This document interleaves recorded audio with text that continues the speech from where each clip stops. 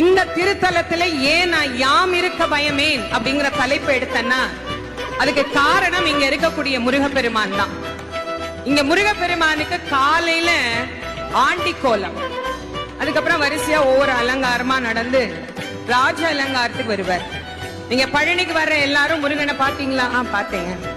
எப்ப பாத்தீங்க? ராஜ அலங்காரத்துல தானே பாக்கணும்.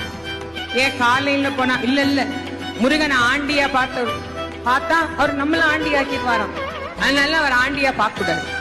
ஒரு மனிதனுக்கு வாழ்க்கையிலே எப்பொழுது பயம் வரும், அந்த பயம் போவதற்கு என்ன செய்ய வேண்டும்? 2 விஷயம். ஒண்ணு, நமக்கு அறிவில்லை அப்படின்னா பயப்படணும். 2, அறிவு இருந்தாலும் செல்வம் இல்லாவிட்டாலும் நாம் அஞ்ச வேண்டும்.